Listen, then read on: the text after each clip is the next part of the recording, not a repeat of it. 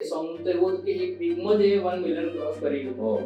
એક વીકની અંદર 1 મિલિયન. અને ઇનિશિયલ લેવલે અત્યારે યુટ્યુબ ઉપર, ઇન્સ્ટાગ્રામ ઉપર ઘણા પ્લેટફોર્મ ઉપર જોવા મળ્યા છો. તો કેવી રીતે આ જર્ની બિગિન્સ થઈ? મેં તમારી થોડી રિસર્ચ કરતો હતો ત્યારે જોયું હતું કે ડિસેમ્બર 2023માં સૌપ્રથમ ઇન્સ્ટાગ્રામ પર તમે પબ્લિશ કર્યું હોય અને પછી એના વ્યૂઝ વધતા ગયા અને એમાં તમે શરૂઆત કરી. એવું હતું ને કે ફેમસ થઈ જવું છે, આજે રહે છે, ખાલી ગાવું છે તો બસ ગાવું છે. ઘરેથી ગયે તો જતા તમે પોસ્ટ કરી દીધું. પછી અચાનક રાતો દિવસ આવું સવારે ઉઠવાનું ને તો લાઈક્સ કરવા. કે જેને સિંગિંગ આવડતું ના હોય, બેકગ્રાઉન્ડની અંદર કંઈક ચાલુ કરી દેતા હોય, પોતે સિંગિંગ કરતા હોય, લિપ સિંગ આપી દેતા હોય અને પછી એ પબ્લિશ કરતા હોય. ત્યારે મેં આખું ઓરિજિનલ ગિટાર લઈને શરૂ કર્યું હતું. એકદમ મારે ઓરિજિનલ જ આપવું છે, બસ મ્યુઝિક. પોપ મ્યુઝિક શું છે? પોપ છે ને ગુજરાતનું ખરેખર બહુ મોટું ઘરાણું છે.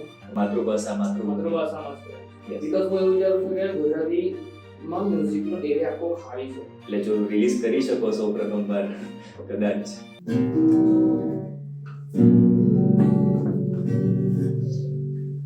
તો આ સોંગનું નામ છે સમજાવો.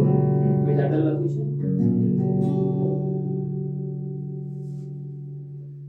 રંગો તમારા ચોરી લીધા છે, આપી દે પાછા મને.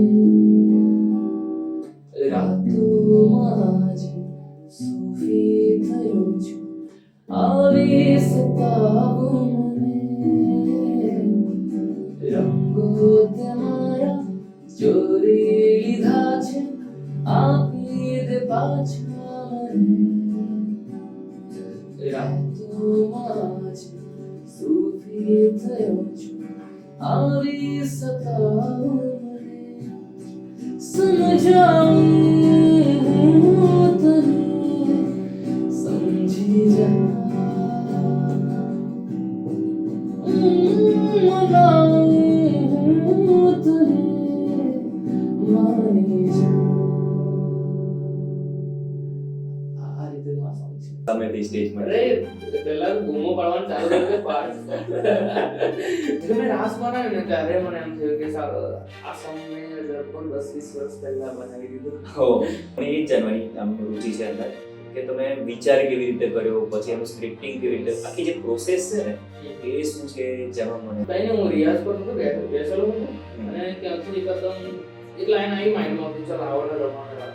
ફરમાઈશ આવી જાય કે જે તમને લિરિક્સ નથી ખબર, તમે ક્યારેય ગયું નથી અને હવે ફરમાઈશ આવી અને ઓડિયન્સમાંથી આવી છે એટલે હવે પરફોર્મ કરવું પડશે.